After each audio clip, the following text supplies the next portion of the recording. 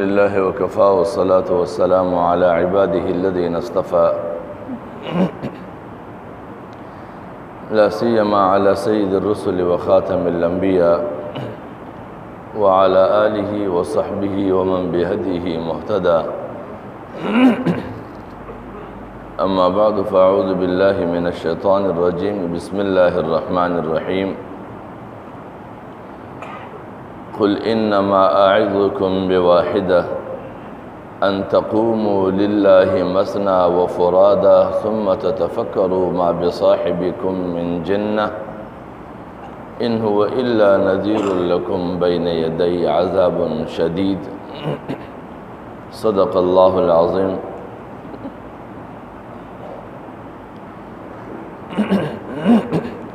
عزیزان گرامی، میرے محترم بھائیوں اور دوستو،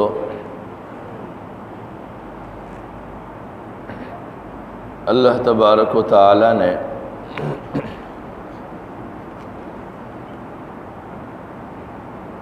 حضور نبی اکرم صلی اللہ علیہ وسلم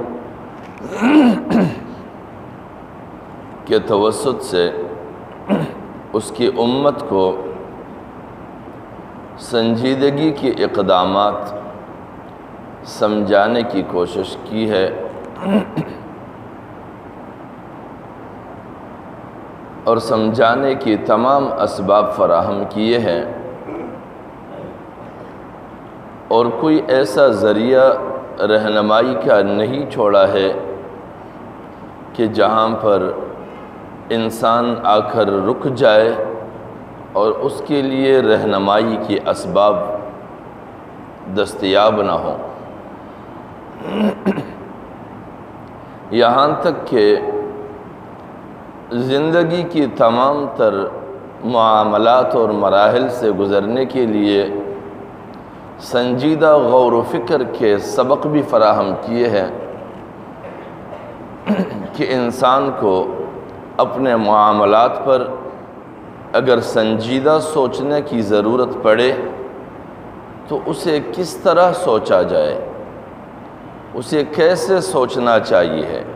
سوچنے کا طرز عمل کیسا ہونا چاہیے ہے. اور یہ ایک حقیقت ہے کہ جب قوموں کے اندر سے سوچنے کی صلاحیتیں ختم ہو جاتی ہیں تو پھر وہ قوم سنجیدہ قوم نہیں، وہ قوم ایک جذباتی قوم تصور کیا جاتا ہے. اور یہ بھی ایک حقیقت ہے کہ اگر کوئی طبقہ من حیث القوم جذباتی کہلایا جائے، اس قوم سے کبھی بھی سنجیدہ اقدامات کی توقع نہیں کی جا سکتی ہے، کیونکہ سنجیدگی اور جذباتیت یہ دونوں باہم متعارض چیزیں ہیں کہ انسان جب جذباتیت کی لپیٹ میں آتا ہے تو پھر وہ کبھی بھی سنجیدہ اقدام نہیں کر سکتا. اس کی وجہ یہ ہے کہ اس کے دماغ میں سنجیدہ سوچنے کی صلاحیتیں مٹ جاتی ہے اور برانگیختگی اس کے اندر بڑھ جاتی ہے، اور برانگیختگی اور اشتعال کا نتیجہ غیر سنجیدہ ہی ہوتا ہے، سنجیدہ کبھی بھی نہیں. اسی لیے ہمیشہ جب بھی قوموں میں انبیاء کرام کی بعثت ہوئی ہے تو وہ قومیں اپنے اس وقت کے معاملات میں جب الجھے ہوئے ہوتے ہیں تو ان معاملات میں وہ سنجیدہ نہیں، جذباتی بنیادوں پر الجھے ہوئے دکھائی دیتے ہیں. اور ایک قوم کی جذباتی اور سنجیدگی کے درمیان فرق کے لیے یہ دیکھنا ہوتا ہے کہ جب بھی ان کی وقتی معاملات اور معمولات کے دوران انہیں کچھ کہا جائے اور وہ اس کہنے پر اشتعال میں آ جائے تو آدمی کو یہ سمجھ جانا چاہیے ہے کہ اس قوم میں سنجیدگی کے فقدان اور اس قوم میں جذباتیت کا عنصر انتہا تک موجود ہے، کیونکہ ہمیشہ معقول انسان کی عادت یہ ہے، اور پھر خاص طور پر انسانوں میں سے جو طبقہ مومن کہلاتے ہیں ان کے لیے تو اللہ رب العزت خاص طور پر فرماتے ہیں الذین یستمعون القول فیتبعون احسنہ، کہ مومن کی خاصیت یہ ہے کہ وہ ہر بات سنتا ہے، ہر کسی کی سنتا ہے، لیکن ایک فیتبعون احسنہ سے اس بات کی وضاحت کی گئی ہے کہ بالآخر تمام سننے کے بعد اور سب کچھ سننے کے بعد وہ پیروی اچھائی کی کریں گے۔ مومن کی یہ خاصیت ہے۔ لیکن جب ہم جائزہ لیتے ہیں اپنے آپ کے، اپنے دور اور اپنے زمانے کے، تو ہمارے یہاں سب سے زیادہ اس چیز کی ہی فقدان ہے کہ ہمارے اندر سننے کی صلاحیتیں ختم ہو چکی ہے۔ ہمیں سننا کبھی بھی گوارا نہیں، چاہے ہم میں کوئی چھوٹا سے چھوٹا کیوں نہ ہو یا ہم میں سے بڑے مقام پر فائز کیوں نہ ہو، سننا کسی کو بھی گوارا نہیں، سنانا سب کو گوارا ہے۔ لہٰذا جب بھی قوم میں سب سنانے والے پیدا ہو، سننے والے کوئی نہ ہو، تو سمجھو کہ اس قوم کے اندر فکری تفریق انتہا کو پہنچ گئی ہے۔ اور جب قوموں میں فکری وحدت نہیں رہتی ہے، فکری انتشار پیدا ہو جائے، ہر ایک سنانے والا ہو اور ہر کوئی اپنے آپ کو مفکر سمجھنے والا ہو، تو تب بھی وہ قوم تباہ ہو جاتی ہے، کیونکہ یہیں سے قوم کے اندر تفریق اور تقسیم کے اسباب پیدا ہوتے ہیں۔ اللہ تبارک و تعالی فرماتے ہیں قُلْ إِنَّمَا أَعِظُكُمْ بِوَاحِدَةٍ،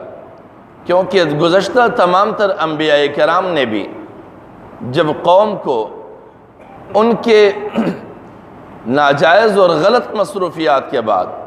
غلط راہوں کے انتخاب کے بعد ان پر صدا بلند کی اور انہیں سمجھانے کی کوشش کی، ایک رب کے جانب بلانے کی کوشش کی، تو قوم نے جواب کیا دیا؟ ان کو دیوانے کے الفاظ سے پکارا گیا، ان کے لیے کہا گیا کہ ان کا دماغ چل گیا ہے، ان کے مغز خراب ہو گئے ہیں، ان کے سوچنے کی صلاحیتیں ختم ہو گئی ہے، سارا قوم ایک طرف جا رہا ہے اور ایک فرد اکیلا کچھ اور سوچ رہا ہے۔ بھلا یہ کیسے ممکن ہے کہ پوری قوم جو ہے وہ غلطی پر ہو اور ایک فرد جو ہے وہ صحیح ہو؟ بھلا یہ کیسے ممکن ہے کہ قوم کے سارے رہنما قوم کو ایک جانب ہانکتے رہے اور ایک فرد قوم کو دوسرے جانب ایسی طرف پکارتے رہے کہ اس طرف کسی کا رخ ہی نہ ہو، چلنا تو دور کی بات ہے؟ تو انہیں اس پکار پر کون سا لقب دیا گیا؟ دیوانے کا لقب دیا گیا۔ اور انبیاء کرام میں سے کئی سارے انبیاء کرام کو ایسے القابات سے نوازا گیا۔ اور اس کی بنیادی سبب کیا ہے؟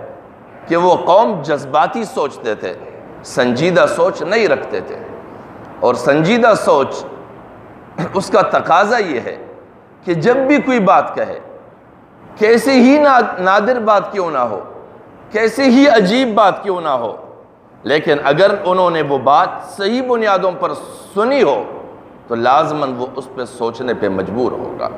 وہ اس پر سوچتا رہے گا، اس کے نتیجہ نکالنے کی کوشش کرے گا، اور اگر نتیجہ نہ نکال سکے تو وہ باہمی غور و فکر کریں گے ایک دوسرے کے ساتھ، تبادلہ خیال جس کو کہا جاتا ہے۔ لیکن جب قوموں کے درمیان سے سننے کی صلاحیت، تبادلہ خیال کی صلاحیت، تبصرے کی صلاحیت، تفکر کی صلاحیت، ان چار چیزوں سے جب قوم ہاتھ دھو بیٹھتی ہے، وہ قوم بندروں کے مانند لوگوں کے ڈگڈگیوں پر ناچنے لگ جاتی ہے، اور پھر اس قوم کا انجام تباہی کے علاوہ اور کچھ بھی نہیں ہوتا، ہلاک ہو جاتی ہے وہ قومیں۔ اور تاریخ اٹھا کے دیکھ لیجئے گا، قدیم سے قدیم تاریخ نہیں، جب سے جن حضرات کی داڑیاں کھالی سی سفید ہوئی ہے، یا جن کی داڑیاں جب سے نکلنا شروع ہوئی ہے، وہ اپنے گرد و پیش کے حالات کو دیکھ لیجئے،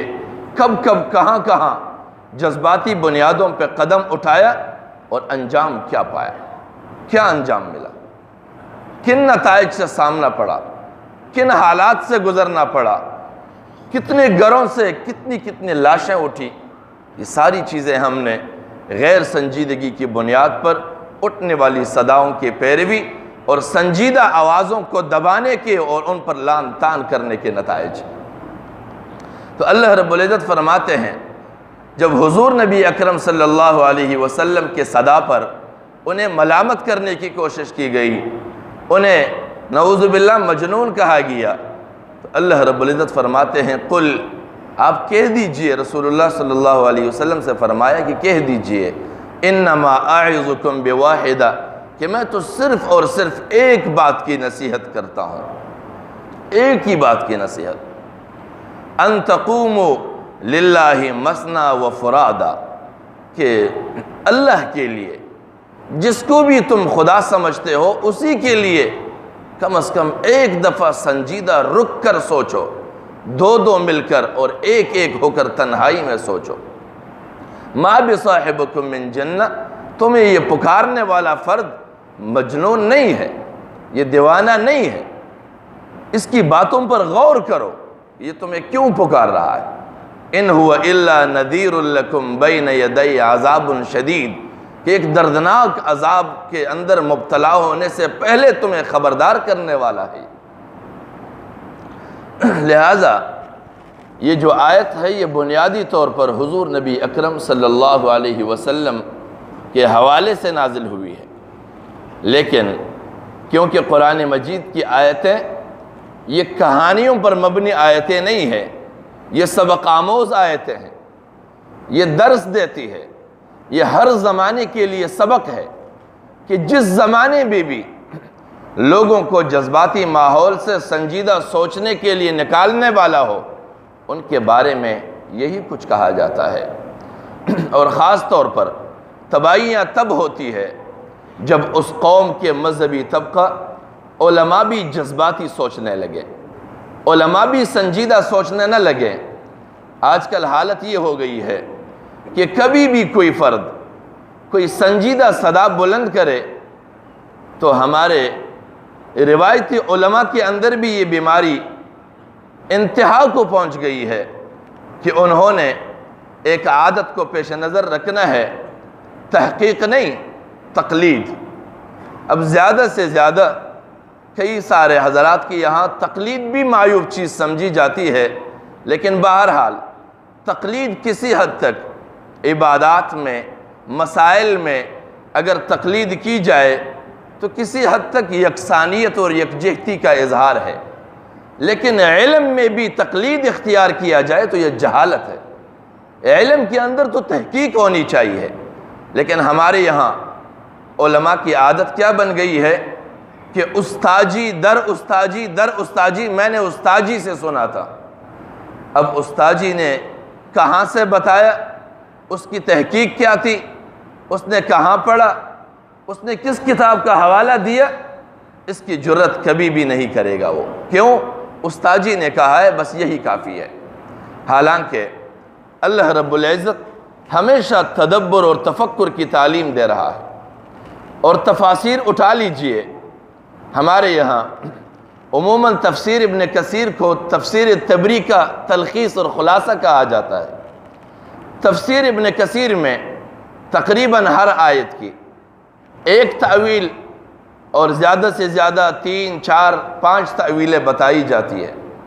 اور تفسیر تبری جس کا یہ خلاصہ ہے، اس میں ہر آیت کی کم از کم 1-2 تعویلیں، زیادہ سے زیادہ 17، 18 سے 19 تعویلیں، اور وہ تمام تر تعویلیں روایات کی بنیاد پر کہ نبی کریم صلی اللہ علیہ وسلم سے سنی ہوئی تعویلات ہیں. کبھی حالات کے پیش نظر ایک تعبیر، کبھی دوسری تعبیر، کبھی تیسری تعبیر، کبھی چوتھی تعبیر. لیکن اگر ہمارے آج کے کسی مولوی صاحب نے ان تعویلات کو نہیں پڑھا ہے تو وہ جو ایک استاجی نے اس کو بتایا ہے وہی دین کا حتمی رخ ہے، جو اس نے سمجھا ہے وہی دین کا حتمی تعبیر ہے. اس کے علاوہ دین کے اندر کوئی گنجائش دیگر تعویلات کی نہیں ہے. تو کیا سمجھا جائے؟ کیا اس کے نزدیک یہ امام تبری جس نے تفسیر تبری لکھی ہے، یہ اسلام سے خارج ہے، اس کی تمام تر تعویلات اسلام سے خارج ہے۔ اور پھر تفکر کے لیے لازمی ہے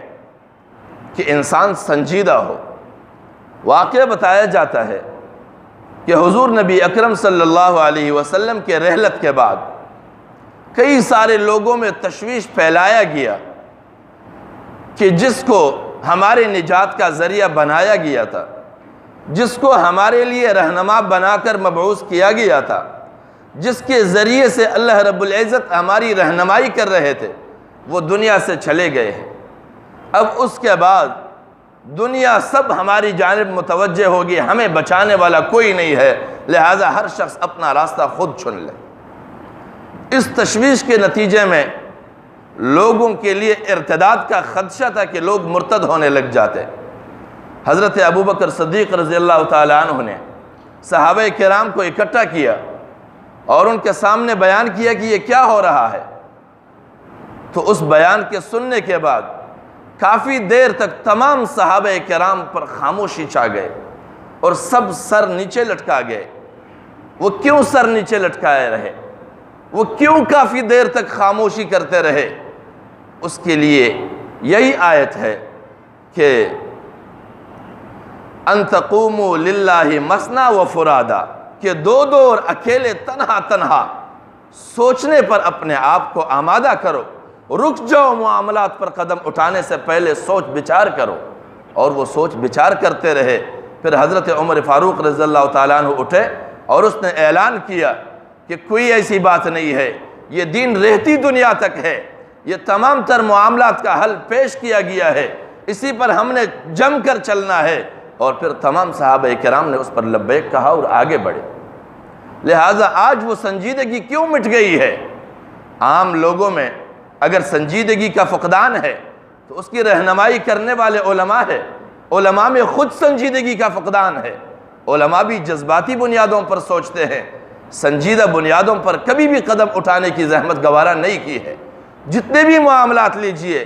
ہمارے ملک کے ساتھ مربوط معاملات، ہمارے معاشرے کے ساتھ مربوط معاملات، ہمارے مذہب کے ساتھ مربوط معاملات، تمام معاملات کو جذباتی بنیادوں پر لیا جاتا ہے اور اس زاویے پر پرکھا جاتا ہے۔ جب ایک زمانے میں ہماری حاکمیت ہوا کرتی تھی حکومتی بنیاد پر، جن معاملات پر جس زاویے سے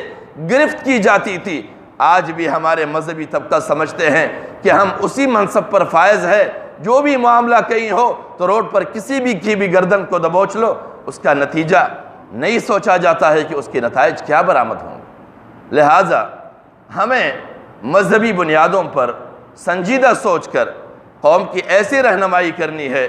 کہ قوم کو دین کے اتباع پر بھی رکھا جائے اور قوم کو باہم دست و گریبانی سے بھی روکا جائے، قوم کو دین پر عامل بھی رکھا جائے، کاربند بھی رکھا جائے، اور قوم کو دوسروں کے ہاتھوں کچلنے سے بھی بچایا جائے۔ یہ ذمہ داری بنتی ہے اس طبقے کی جو اپنے آپ کو اہل علم سمجھتے ہیں، اہل دانش سمجھتے ہیں، اور پھر خاص یہ بھی دعویٰ رکھتے ہیں کہ العلماء ورثۃ الانبیاء بلا شرکت غیر۔ وہ رسول اللہ کے وارث تو اپنے آپ کو سمجھتے ہیں، لیکن اس پر غور نہیں کرتے ہیں کہ ہم نے وراثت کا کس حد تک حق ادا کی ہے، ہم نے واقعتاً حق ادا بھی کیا ہے یا ہم نے دین کو دنیا کے سامنے رسوا کیا ہے۔ اللہ کریم ہمیں سمجھنے کی توفیق عطا فرمائے، ہمیں سوچنے کی اس بنیاد پر سوچنے کی توفیق عطا فرمائے جس جانب اللہ رب العزت نے فرمایا ہے کہ ثم تتفکروا ما بصاحبکم من جنہ ان هو الا نذیر لکم بین یدی عذاب شدید۔ اللہ کریم ہمیں توفیق بخشے۔ وآخر دعوانا